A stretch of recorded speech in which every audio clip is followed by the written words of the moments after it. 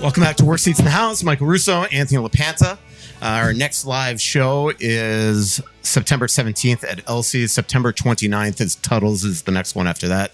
Again, the 17th at Elsie, September 29th at Tuttle's. I didn't want to bother you with the emergency pod. I knew you were somewhere on a golf course, and I had to get it done because I was a little preoccupied interviewing. I was surprised when I saw the show get released and say it's time to panic. Well, apparently I should be panicking. I wasn't even invited to my own show. Well, because of the topic of the show, Time to Panic, I knew I couldn't have you on. But I actually wasn't on the golf course at the time. I had played golf earlier in the day. Yep. Then I had some meetings pertaining to Wild broadcast for this year. Then I was giving blood. I had a very busy day that day. You know what was crazy too about the shock of I got a text from you in the afternoon that made a joke like Billy's got to be really happy right now, and I was just blown away that you knew that this story existed, because that was the other issue, is that I was gonna have to all right, we're going to do this emergency pod, but first I have to explain to you what happened. I figured you'd find out like a day later. Well, I think somebody texted me while I was on the golf course and had texted a screenshot of a tweet or something. And I hadn't done any reading into it, hadn't tried to figure out if it was a legitimate source, if the offer had been confirmed. But when I saw that it was Frank Saravelli, I think was where what they had screenshotted me, and I thought, well, he's a guy that I'd trust. If he posts it, it's probably true. And I think that's when I texted you, was that I knew that this would mean our general manager is not going to be real happy if an offer that would have made Kirill Kaprizov the highest paid player both per year and in total dollars in a contract wasn't enough. Yeah. Ever, right. Not even right now today. Ever. Yep. And I mean, we'll get into a lot more of this, but if I'm the guy making the offer and I'm saying to this player who still hasn't achieved what so many other players in the league have in the playoffs, hasn't won a Hart Trophy, hasn't won a scoring title. He's not a center. Right. Last year played 40 games due to injury, and yet an offer to say, here's a chance for you to be the highest paid player in the history of our sport. I don't know what else you could bring to the table as the general manager. Yeah, I don't either. And that's the issue right now. We'll get into it. So again, 8 years, $16 million a year, $128 million was the offer. That I have confirmed it. It happened. It was turned down. I know that fans, they sometimes, and I get it, like this is tugging with the heartstrings of Wild fans. They want this guy locked and loaded. And Billy went on the 10,000 Takes podcast, and somehow fans just misconstrued this, that he denied it and said it was fake news. That is absolutely not what he said. He said, I don't know where this came from, which, by the way, he does. And I guarantee you he does, because I know where it came from. But you're not going to share. Right, of course. And my people are telling me. All he said is that it didn't come from our side and it didn't come from Kirill's side. That's it. He didn't deny it.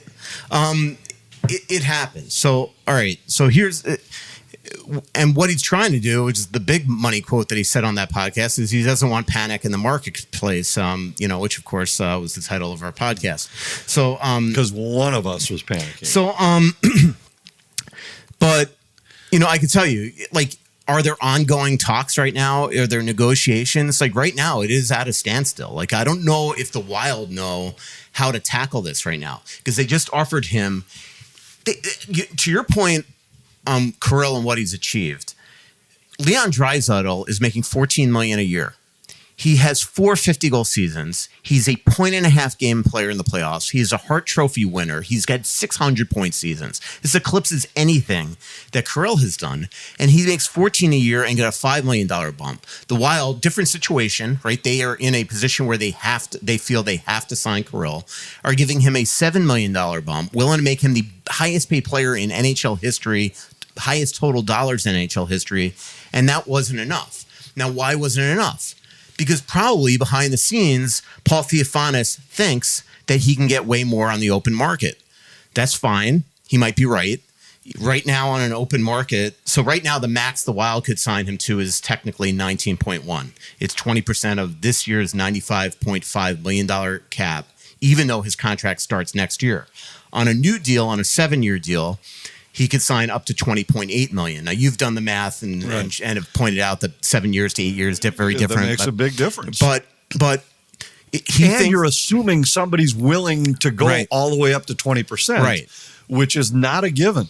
So if he thinks he has 19 million or 20 million in the bank, and why does he think that? Probably because he knows, which is not allowed, by the way.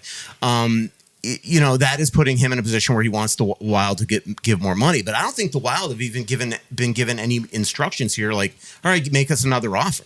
Like right now, it's just been turned down. So do the Wild now just keep on negotiating against themselves? Here's 16.5. Here's 17. Here's 17.5. 18 for a winger. Right. Not even a center. Well, we've talked about a lot of these things hypothetically over the years, and a couple thoughts. One is in the Marco Rossi situation, you threw out comparables a few times, and I always said that comparables are valuable to a point, but we don't have to go back down the road of who you were comparing him to. But this one, to me, is a relatively fair comparison to say, here's Leon Draisaitl because he just signed his deal a year ago, and here's a player that now Draisaitl does play center, not all the time, but he plays center quite a bit. But it's a guy that is in the same stratosphere in terms of superstar status. Mm-hmm. There are only 8-10 players maybe that you would say are at the level of Kirill Kaprizov and Leon Draisaitl. And here's a guy who just signed a year ago and he's making $14 million. What makes you think you should get 18? But then the other part is, and we never know what goes on in these discussions. I'd be really curious sometime to actually sit there rather than hearing Billy's side or an agent's side, which is often what we have heard over the years, is Billy telling us in hindsight, well, this is what we offered or whatever it might be. But if you were Billy, just put yourself in that spot, and you had made this offer, the offer that makes him the highest paid player in the history of the game, and the other side says no, what would you say next? I think for me, I would say, well, all right, you tell me what it would take. What's it going to take? And just see what they come back with, because I'd be curious then to know, are they really just thinking, I still want 8 years, but I want it to be 17 million or 18 million or whatever? Or are they saying we only want to commit for 5 years? Yeah, I will tell you that as of now, they've not given the Wild any right. And that's what I'm saying is I think if I'm Billy, that would be that I wouldn't make another offer. I think I would put the ball in their court and say, you tell me what you think is a fair deal, and just see where you are. Maybe you're not that far away. Maybe it is simply, maybe it's term, but you'd want to know, is it term or is it actual dollars per season or what the situation might be? Because until then, negotiating against yourself doesn't make much sense to me. Yeah. The only thing I would remind fans too is, remember the last time Kirill signed, it was right down to the wire of the start of training camp before you got the deal done. It wouldn't shock me if all of a sudden the same thing happened here and maybe the deal ends up. One huge difference though, Kirill was in Miami, not here. Yeah. And Billy had to fly there, and it was the first time all summer that he met with Paul and Kirill face to face, where this one was the other day, Paul and Kirill. No doubt. And it surprised me that it wasn't that this deal. If we had, and I'm sure we did have this discussion back at the end of the season, I thought they'd have a deal done early July. Yeah. Then I thought for sure they'd have a deal done almost immediately upon Kirill's return to the United States. So it surprised me that it wasn't done quickly. And as soon as it wasn't, then you do start to wonder, like, okay, well, why isn't it? There has to be, and turns out that it was that they weren't ready to accept that deal. But I just think if I was the guy, and we're just guessing because neither of us have ever been in that spot, but I think I would say, look, you tell me then, if this wasn't good enough, what is good enough? And just see where, at least get an idea of where you are. Yeah, because is it even worth going up and up and up Like maybe he just was, you know what, I'm looking to play somewhere else, you know, like it could be as simple as that. So we'll see where this goes. I mean, I think both sides are going to take a little bit of a breath here. I don't believe there was any conversations today. But there is, you know, like this is my biggest concern is like, at what point, if this continues to go nowhere, do you go to them and say, give me a bunch of teams? Or a handful of teams that you are willing to play. Well, because I tell you what, I do that before the season starts. I agree with you. And I just think I don't know how long that list would be, either from Kirill, and the reason you bring this up is because he's got the no move clause, and that really ties the Wild's hands. Which, if you remember, go back 4 years, you and I were doing a podcast, and we were questioning why in the final year you'd give him a full no move. Because that would be the only year where you'd be probably looking to move him, we thought at the time. And sure enough, here you are, because that would be a big part, some leverage in this discussion for Billy to say, all right, well, this is my best offer. If you don't want it, we'll deal you to San Jose for the season and enjoy your 1 year down there with no chance. You're saying if he had no protection. If he didn't. But so now I think you have to before the season, because you have to start to look around and see at least what.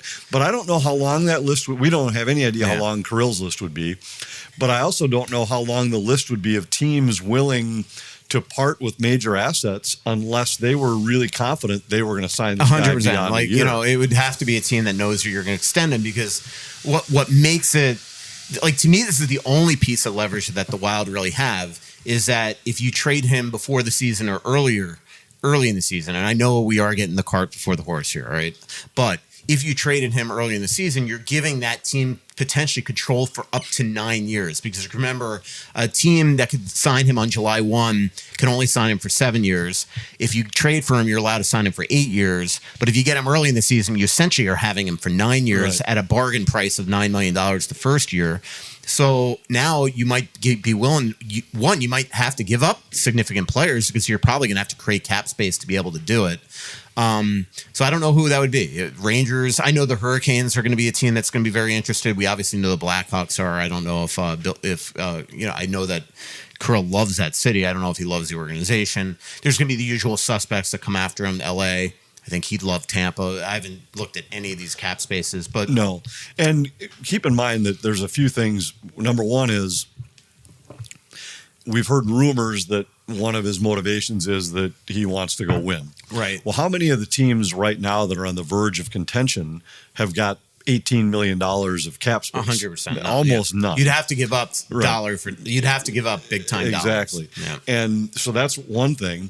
But then, you know, the second thing is that that's got to be a team that's willing to part with things. The only thing I'd say is that, and remember, other teams that have significant high paid players probably have players that are have no trade protection themselves. Right. So it's not easy. Yeah, all that's true. And the only thing that's unfortunate in all of this that probably mildly hurts the Wild is that the new CBA that they announced doesn't take effect till September 1. For the rules that they need to change. Right. If the rule had changed to 6 years. To 6 years, now it's a big deal, because you'd say if you go sign with somebody else, now you're giving away 2 years. Doesn't it feel like every time there is a CBA, the major thing the Wild needs to happen, they get screwed on? Like here, you know, we talk about the cap recapture that really caused the buyouts.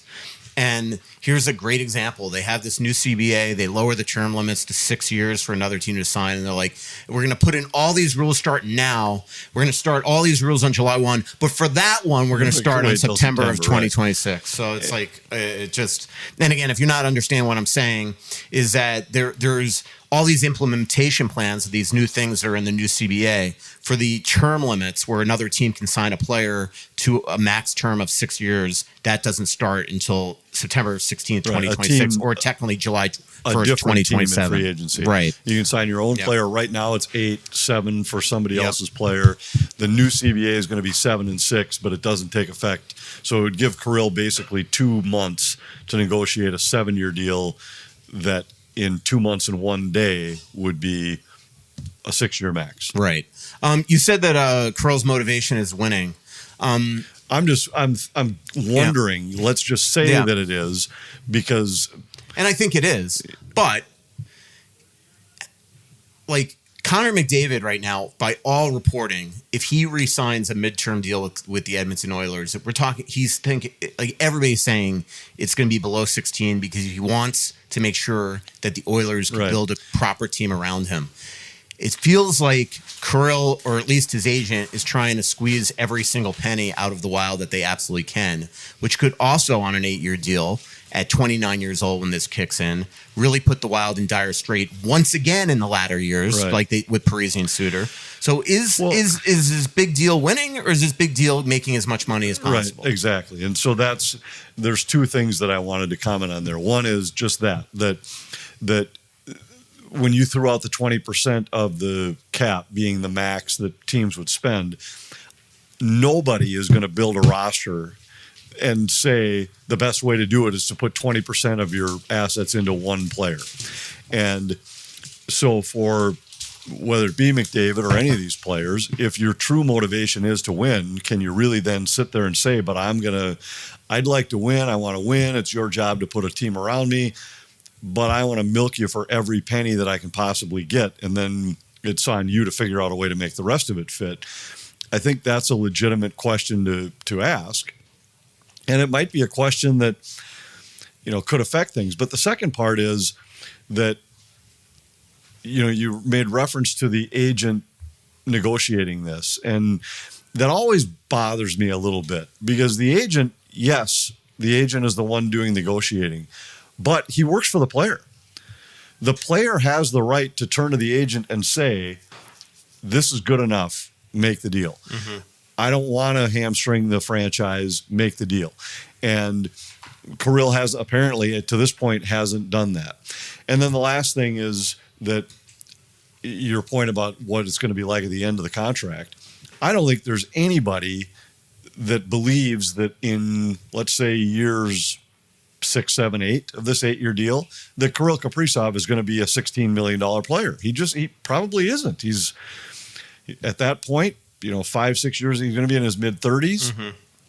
And I think right now you're looking at a player that, yes, for the next couple of seasons, he's probably worth at least what the Wild are paying him in this deal.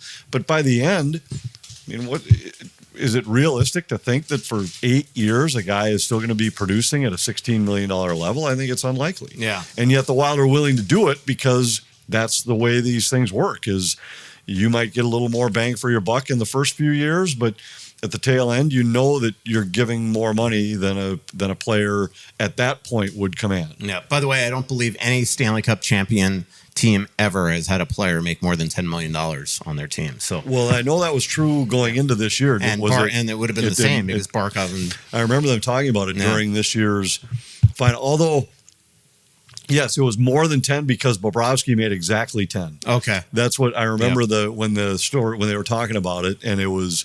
So they said he was, I think, the highest paid player ever on a Stanley Cup champion team. Now, obviously, that's going to have to change as the cap keeps on going up and up and up. But $16 million, highest paid, highest ever for a, offer, and it so far has been turned down. So we'll see where this goes. But it's, it's created a little bit of angst. How much longer do you think it could go before it would start to affect Kirill's relationship with teammates? I don't know. See, I don't want to speculate that because it's such a business.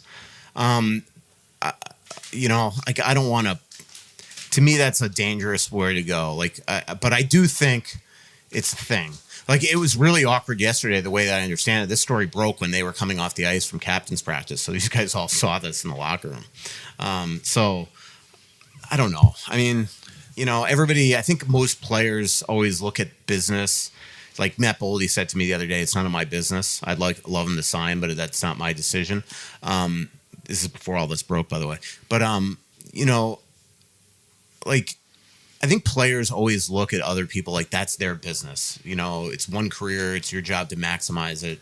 But I cannot imagine that deep down there's a lot of players in that room that are like, are you kidding? I got to believe there's a few that say that. They might not say it publicly, and of course not, and might not. But when they leave the rink or are away, that they have to. And I don't think Kirill's a loved player inside that room and a loved person. So I don't think it's happening now.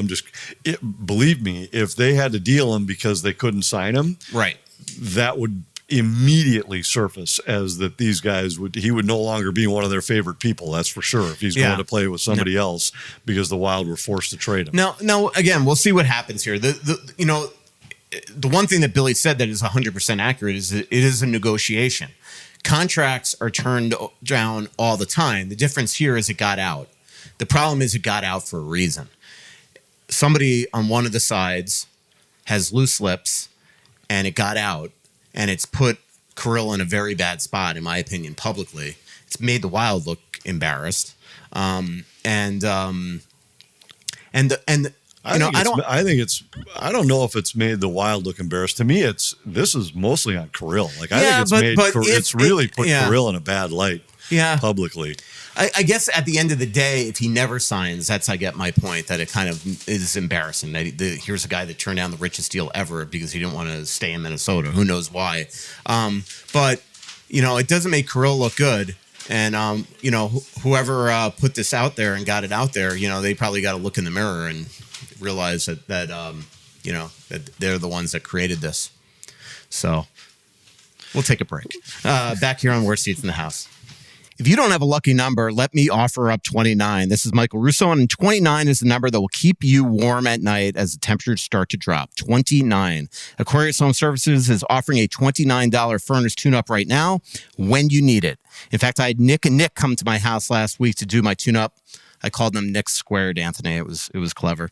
$29 for a worry-free winter of warmth. And don't forget to ask about their no breakdown guarantee. 29 is your lucky number. Visit AquariusHomeservices.com today, and don't forget to mention that Russo sent you. Deer hunting season is here, and it's time to own your odds with OnX Hunt, the GPS hunting app trusted by millions of hunters. With the Hunt app, you'll have access to nationwide public and private land ownership information, waypoints, tracks, and much more, all at your fingertips. Go to onxmaps.com/hunt. That's onxmaps.com/hunt to sign up today. Royal Credit Union is your trusted advisor for all your business banking needs. Whether you're starting or growing a business, Royal offers a full suite of business account and lending solutions to meet the needs of your business now and into the future. Royal has business checking and savings accounts, business certificates and money markets, treasury management services, and business loans. Choose Royal Credit Union as your business's financial partner and get started today at rcu.org/royalbusiness. Insured by NCUA. Loans subject to credit approval. Equal credit opportunity. Hey, this is Randy Shaver. Along with Kevin Gorg, we host the show Fantasy Huddle on Talk North. Each week, we're going to break down the matchups for the NFL season and try to give you the best chance to win your fantasy football games each and every week. Join us for Fantasy Huddle on Talk North. Back here, Worst Seats in the House, Michael Russo, Anthony LaPanta. September 17th is our next live show. That is at Elsie's, September 19th. And by the way, September 17th is the day that players report for training camp. The 18th is the first day on the ice. So that'll be a really fun show. We'll have a lot of, we'll really break down the training camp and things like that. And then September 29th at Tuttle's is our next live show after that. How do you think Kirill, when he first addresses the media, whether that's Monday at the golf tournament or that's the first day of training camp on the 18th, how do you think he handles this? Is he going to be up front, or is he just going to say, you know what, I'm not talking about it? I think he's going to say no comment. Yeah. I think he's going to say, that's my agent. He's the one doing it. And that was the point I was making earlier. But at some point, he does have to answer, like, all right, absolutely, do you want to stay here? Right. And that's what I was saying earlier when I said I hate when players dismiss it that way and just say something like, that's my agent. That's my agent. The agent works for you. So you tell the agent what is good enough, what you want him to get, what you'd be willing to accept. And my guess is Kirill will just say, I don't want to talk about it. That's the agent's. And maybe once it's done, he'll shed some light on it. But I would guess at camp, he's going to be unwilling to really shed any light on what's happening. Leopold had been so publicly confident in the last week or two that this thing was going to get done, that it was going to be a groundbreaking deal, all that stuff. It's stuff that usually owners would say when you know that basically, it's almost like the deal is done. It's just need a couple dots, maybe some structure issues, and we're going to do it. Are you surprised that Craig so publicly said all this when the reality is that the offer wasn't even officially given to him and he hadn't officially reacted to it? Because it really is kind of interesting, because I think the Wild, a lot of their optimism was just more assumptions that how can anybody that just missed 41 games turn down $128 million? Yeah, maybe. And, I shared that opinion. Yeah. I thought there was no way that this deal wouldn't get done pretty quickly when Kirill got back into the U.S. And I was a little bit surprised that Craig was as outspoken as he was about it. And I think he just wanted fans to know we are not there. Nobody's going to be able to offer him. We're going to pay him whatever it takes to get him.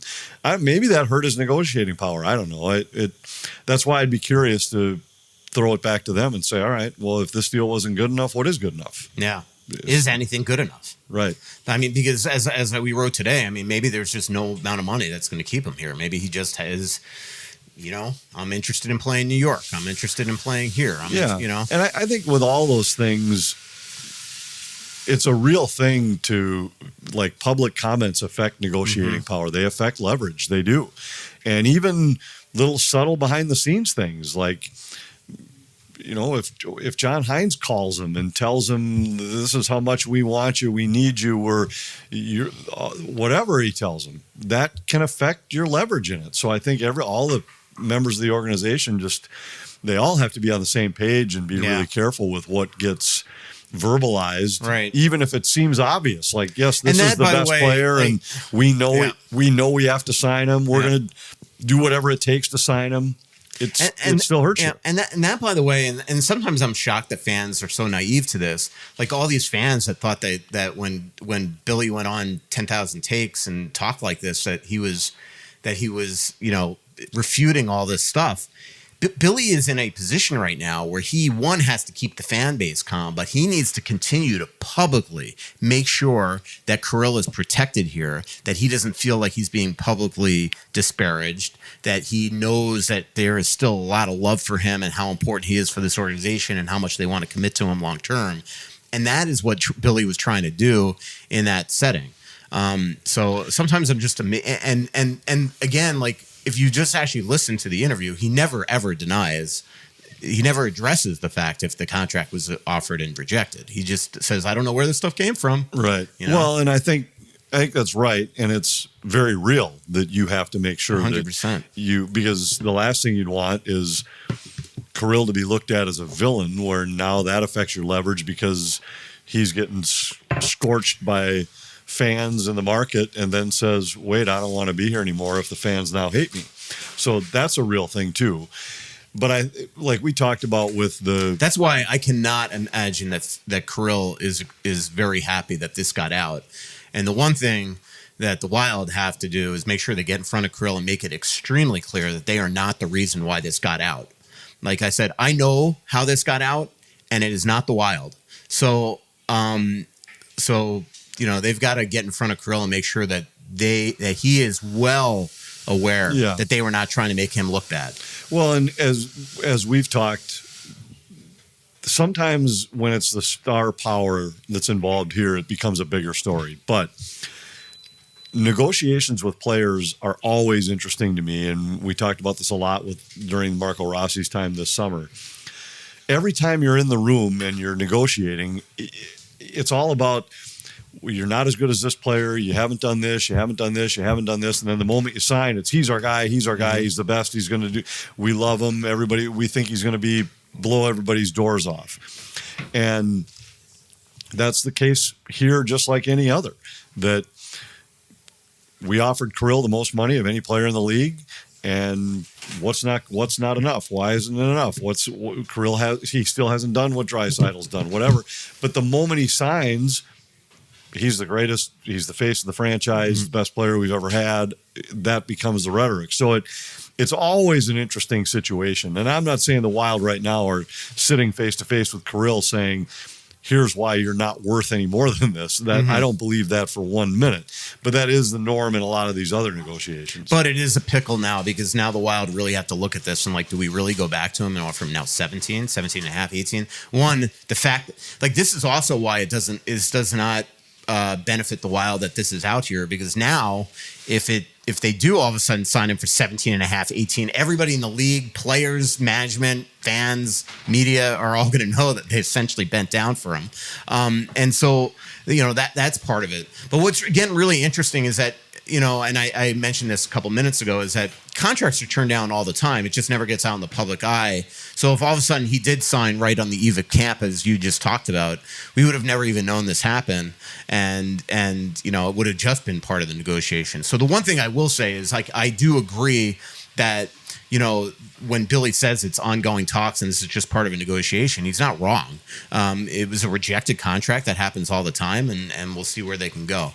How many contract offers do you think Billy rejected in his career? Oh my God! I mean, he had a bunch of disputes. I know. So I'm like, I wonder what that number would be. Yeah. I'd be curious to ask him sometime. Yeah, it does seem like, and this is a question from a fan. Why does 97 seem to have a contract dispute every single time? Is it him or his agent?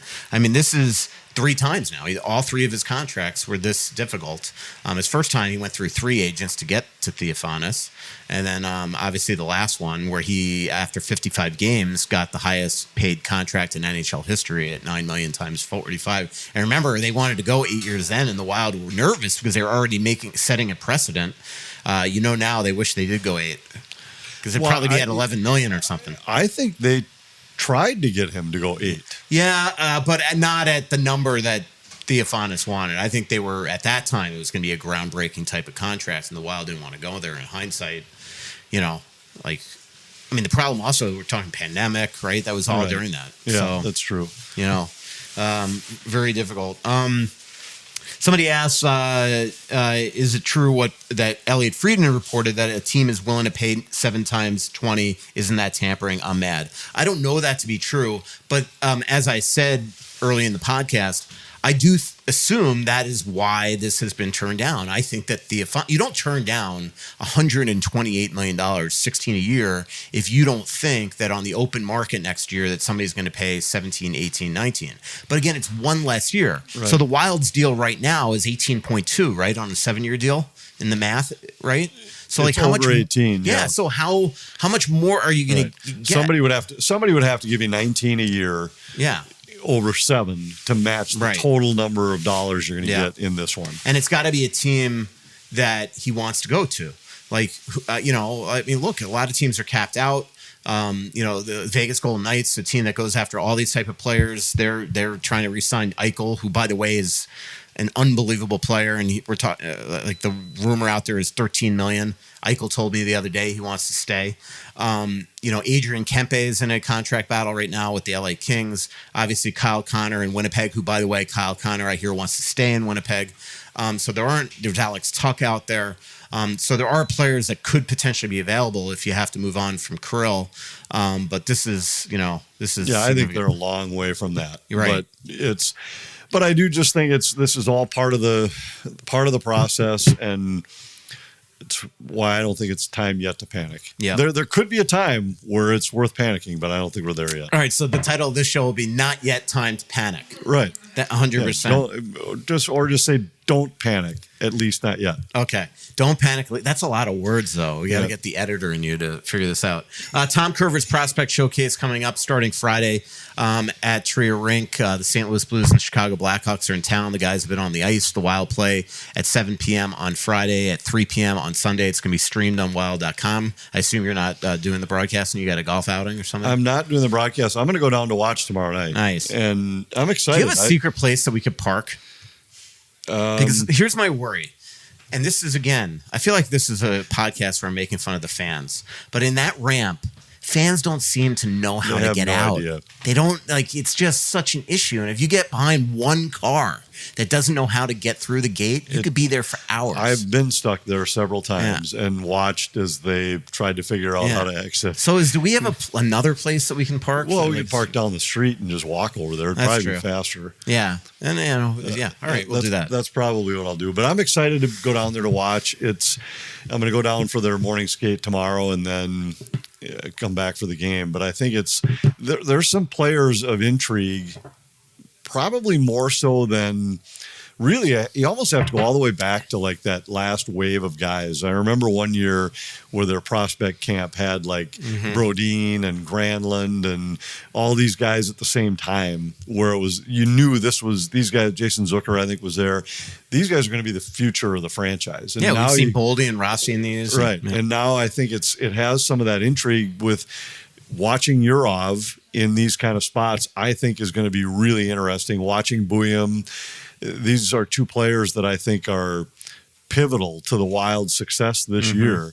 And yet we really haven't had a chance to watch them play in person against players at similar levels. Like Yurov, when I was talking to John Hines this summer, he's like, our scouts really haven't even had a chance to go watch him in person over the last few years. So there's some mystery even on the Wild's behalf. Yeah, just because these guys haven't been allowed to be in international tournaments, and obviously it's hard to scout in Russia right now. So the Wild's Russian scouts are essentially the only ones over there.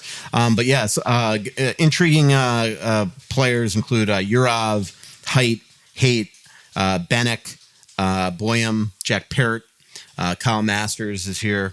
One player I did get a lot of questions why David Juracek's on it. David Juracek is a fifth-year pro. He is not to be in a rookie tournament like this, even though he is considered a prospect. But he is he's just essentially aged out of something like this. So it'll be good. It'll be our first opportunity to really get to know Greg Cronin as well. I've interviewed him before in scrums and I've talked to him on the phone this summer, but it'll be cool to get to see him on the ice. So hopefully Wild fans can get into that, or if not, you can stream it on wild.com. We'll take a quick break. And I want to tell you about Twill in the Edina Galleria. Scott Dayton's Twill in the Edina Galleria. TwillMN.com is the website. I'm wearing my Johnny O hat. I'm wearing one of my many Peter Millar shirts. Johnny O and Peter Millar are two of my favorite brands out of Twill in the Edina Galleria. When I've been going to Wolves games lately, I've been wearing my Dingman shoes. I've been wearing my Brax pants, my either Peter Millar or Johnny O shirts, pullovers. The Wolves games are weird because they're really cold, and then they turn on the fire jets before the game and singe your eyebrows. You need to be prepared for all kinds of different temperatures in that building. And I just use all my Twill stuff. And as we do more shows here at TalkNorth.com on video, I'll be wearing more Twill stuff because it's really simple. I don't always try to look good. Sometimes I'm very happy being a slob, and I wear old sweats and T-shirts. If I'm trying to look presentable in any way, Talk North meetings, sponsor meetings, big games, going out in public, going out to dinner, I just put on something I bought at Twill. It's just that simple. If I put on something I bought at Twill, I'm going to look good. I'm playing a Randy Shavers golf tournament on Monday. I'm going to wear Twill stuff to that too. Golf, walk around town, dinner, whatever. TwillMN.com. Go to Twill in the Edina Galleria. They're laid back. They love talking sports. They're nice people. Tell them we sent you. You'll have a good time, and you'll end up walking out with something great. Hey, have you been dreaming of a lake cabin lifestyle with boating, fishing, and family fun in northern Minnesota? Well, lately I've thought a lot about how cool it would be to have a getaway like so many Minnesotans. And if you're like me, you probably think that owning your own lakeside getaway is beyond your budget. Well, if you think lake cabin real estate prices keep going up, well, think again. This is Russo, and I'm here to tell you there is an affordable way to enjoy a cabin lifestyle and all that goes with it. And yes, I said affordable. I founded a Clamshell Beach Resort, which is located on the Whitefish chain of 14 lakes for you and your family to enjoy. Here's how. Clamshell has lake homes that offer deeded fractional ownership, and the keywords there are deeded and fractional. You own it. Imagine having 5 weeks a year to enjoy Clamshell with its beaches, pool, and lodge that's full of kids' activities. Is golf your game? There's a great golf course right across the road. Like winter sports? Well, you can go ice fishing, cross-country skiing, or snowmobiling right out the door at Clamshell. And there's no maintenance, no grass mowing, no snow removal. It's done all for you. And you can own a share of Clamshell Beach Resort at an affordable price. To learn more about ownership opportunities at Clamshell Beach Resort, go to cottagesonwhitefish.com or contact Pat Egan at 612-220-9819. That's cottagesonwhitefish.com or Pat Egan at 612-220-9819. Back here, Worst Seats in the House. Michael Russo, Anthony LaPanta, final segment of the show. Anthony, before we get to some more Twitter questions or X questions, do you have anything you want to chat? Just Vinny? I'm hesitant to even bring Vinny up after the last show. No, and in fairness to Vinny, there's a chance I forgot to reach out to him because we were recording tonight. I did get a interesting picture sent to me a couple weeks ago. I was down in Atlanta. And it came from a Kevin Fallness. And it turns out that he was playing behind you at Loggers. Was it not Loggers? We were Royal. playing at the Royal, yes. And every hole he found a club of yours that you just forgot. Well, that's false, but it typical of a exaggeration thing. Okay. There was one hole where one club was left behind, and I realized it halfway down the next hole. And you sent your Ariana back to pick it up because she wasn't playing. Right, okay. She was just walking. So in order to keep our group moving, I said, can you run back by the previous green and two pick clubs, as Ariana just corrected. It might have been two clubs. Could have been my two wedges, but they were sitting in the same place. It was one hole. It wasn't even one hole later.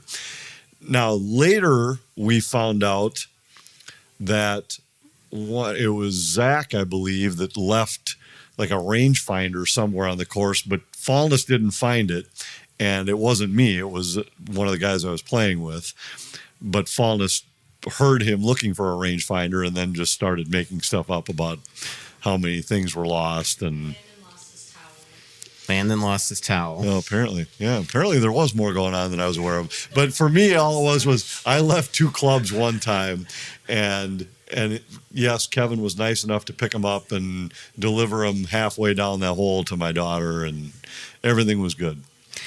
Mitch says, Anthony, Mike has always told the audience how much he wanted to be a broadcaster growing up. What are the chances he can be a guest color guy for a preseason game? Zero chance. Why? Well, one of my meetings this week was with our new leadership guys from FanDuel who are going to be overseeing our broadcast. Mm-hmm. And it was funny, of all the people that we threw out about who could be pregame analysts, who could be game analysts, Michael Russo did not come up. And I mean, I suppose it's possible if like 20 or 23 people or so got sick at the same time. I used to be on there. Yeah, that wasn't really in an analyst role, though. No, yeah, that's true. It was pre and post. And then I kind of lost my job. That's true. With an ill-advised tweet ripping on the app. Yeah, I got a text that said that was my last time on the app. Yeah, and the app probably not a good job security decision. Well, the app wasn't exactly the most rock solid app at the time, but there are times where you just say, I don't know, I'm not in charge of the app, and leave it at that. Logan says, can you confirm that the Wild have asked Kirill for a list of teams he wanted to be traded to? No, that is absolutely false. That is definitely premature. I'm not saying it's not going to eventually happen, but it certainly hasn't happened yet. Yeah, and when we talked about it earlier, when we threw out that you absolutely have to do that, I think it's just because you owe it to your organization that if you get to the start of the season and Kirill, and you've not been able to come to terms on an extension with Kirill, you owe it to your franchise to at least see what might be out there, because you're at risk of losing the player for nothing at the end of the season. So it isn't a call the Wild would like to make. It's a call they're hoping they avoid. But and Billy's well aware. I think he knows that, hey, if we haven't made a deal yet when the season starts, not that you can't still make a deal once the season starts, but at some point you have to at least start to say, all right, if we lose Kirill, how do we replace him? We replace him in a trade with pieces from somebody else. Yeah, Marian Gaborik. And you're never winning that trade, by the way. Yeah. Nobody's going to be the equivalent of Kirill Kaprizov. But, Marian Gaborik in 2008 is my biggest fear, is that, is a deja vu of this. Is that in 2008, it was around August. The Wild made their final offer. I've always reported it was 10 years, $80 million. That I will say that's come from internal sources, team sources at the time. So I've never confirmed this with Marion or Ron Salzer, his old agent. But that's what I was told. He turned it down 5 games into the season. We're down in South Florida. He's playing soccer hacky sack, sewer ball as they call it, and he hurts his groin, is hurt. And then he eventually undergoes hip surgery in Vail with Dr. Philippon in December. Remember, that was a huge point of contention. Yeah. That was a voluntary surgery that Marion wanted to have. Doug Riseborough was very displeased about it. It made him untradeable. Then he came back, lit it up. After the trade deadline, Doug got fired. He suddenly came to the Chuck Fletcher and wanted the same deal back. Chuck said no. They lost him for nothing in free agency, and they signed Marty Havlat to replace him. Which wasn't quite the same. No. So, and, you know, that is one of the things that I know we've talked about it on earlier shows. We haven't really mentioned it today, that when you talk about the difference between what Kirill can get from another team, there is also that risk of what if he gets injured this year? Yeah. And now all of a sudden, for sure, no other teams are going to match that number anymore if he's injured again. Mm-hmm. And would the Wild even put the same deal back on the table? Yeah. Lucas asks, if you were the Wild, what's the salary tipping point? Feels like 8 times 18 would be the max. You know, 18 is, by the way, Lunani called me today and says, Anthony owes me $50. Do you remember this? Apparently there was we had the dinner in Seattle, and he says that he said that he would get more than 16, and he says you said no way. And there was a $50 bet made at this table. This was all, I didn't remember this either. Yeah, I don't remember the conversation. Who was at the dinner? It was Ryan Carter, right? Or no? It was definitely Gorg, who is a bettor. Yeah, Gorg was there, and I think maybe Jess Myers might have been there. We were sitting But around I feel like that Ryan round Carter table. or Wes Walls was there. And Wes wouldn't have made the bet with him. I feel like it was Ryan. Now, I'm not saying he made the bet. No, Ryan but might Lou have is been convinced it was you. Boy, it doesn't sound like a bet I would make, but I don't know. I talked to Louis this week too. He didn't bring it up for some reason. He called me up to tell me I talked to Anthony this week, and he didn't bring up that he owes me $50. I'm like, first of all, there's no Anthony doesn't remember what he did yesterday. There's no doubt he's gonna some of our fantasy winnings. I got to wait. I'm trying to remember that night. I don't even remember. I think we did have a couple arguments. We did, but it was over like Ryan Hartman and exactly. Yeah. It's exactly what it was about. We talked about what he would say to Ryan Hartman if he was the GM. We talked about that a little, and we talked about some other stuff where he disagreed. But I don't ever remember. I don't remember. You know what was interesting is, so again, I was having this conversation with our new leadership guys from FanDuel, and it was one of the things I brought up. He asked me about game preparation and how it was different with all the different color guys that I've worked with, and I said, the only one with whom I really prepare differently is Louis, and because the broadcasts are going to be totally different. And I said, but he looks at every game, every situation from a management point of view. So I said, I haven't, in the history of our broadcasts, once they give me a roster, like I couldn't tell you how much money anybody on that roster is making. It's here's the roster, here's his jersey number, here's how many goals he has. That's all I would concern myself with.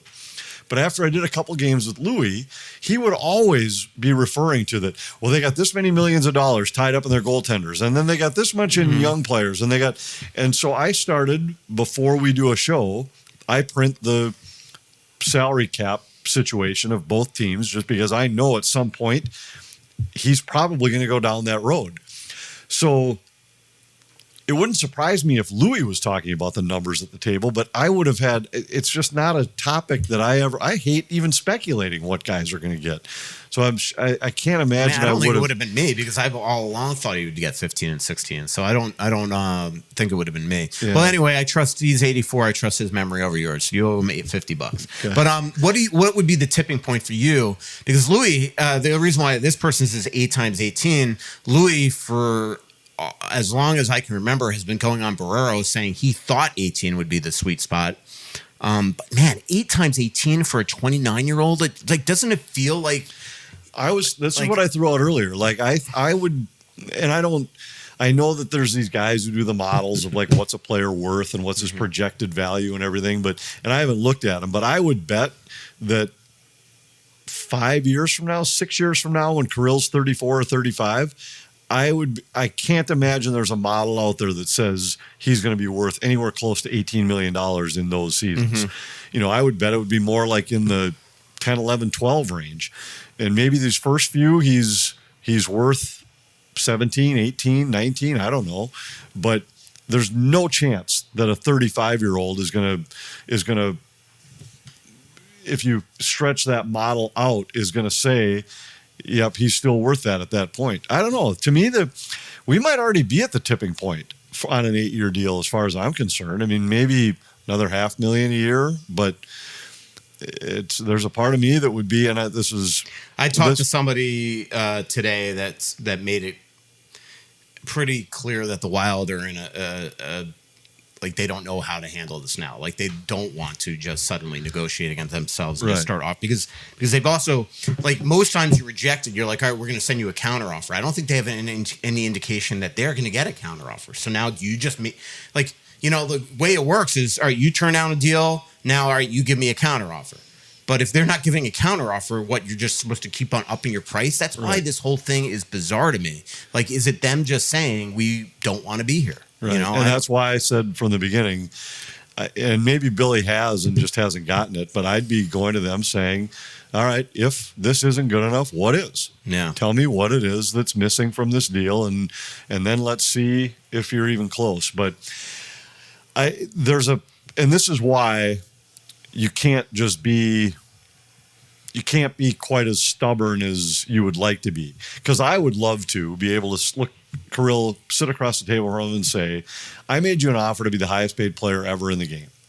If that's not good enough, that's my best offer. I can't go better than that. Yeah. So if not that, well then I'll give you a 5-year deal, but it's only going to be at $13 million or $14 million or whatever. But you can't be that.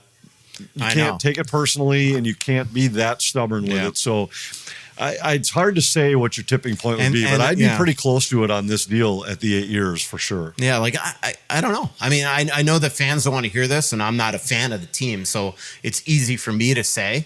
And trust me, I don't want to write about a Kirill Kaprizov trade because then we all have to deal with the repercussions of this team sucking for a long time, probably. But like, if it were me, I've made my final offer, bud. You're like, I'm sorry. Right, but that's what I'm saying. That's how you and I might be wired in a... I would have probably ended that meeting with give me 5 teams. Right. You would have looked at him and said, are you kidding me? Yeah. Are you kidding me? Are you freaking... Yeah, I know. I'll name 20 players right now that said, Right.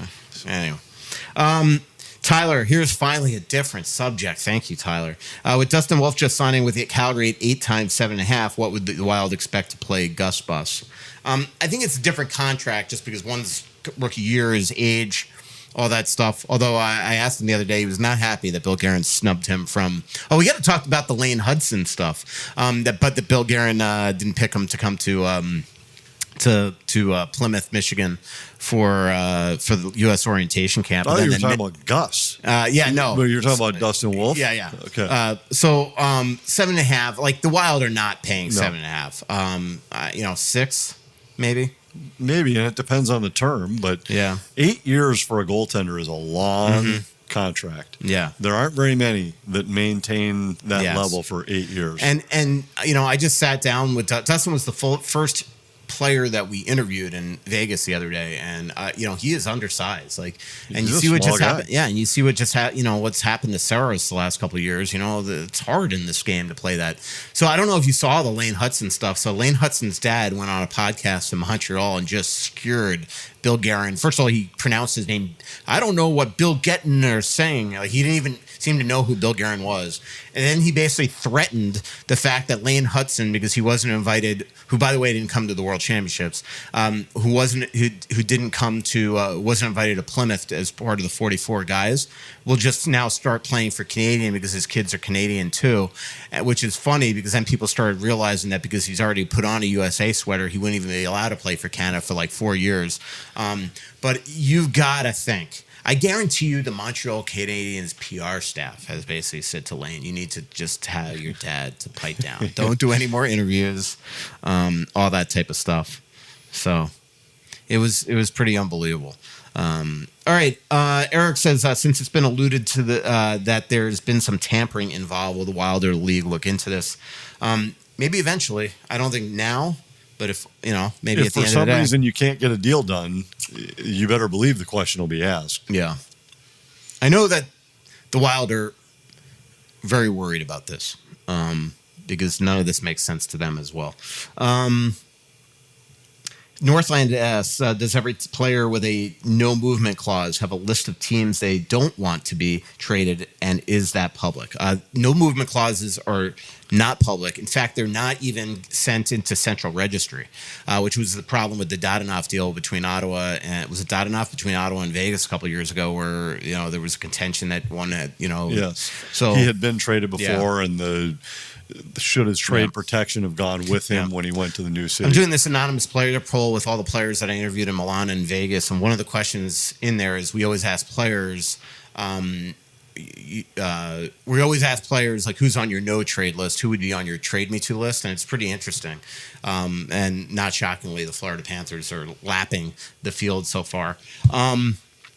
By the way, I got a lot of questions. I know you didn't read my Euroff piece because there's no chance you did.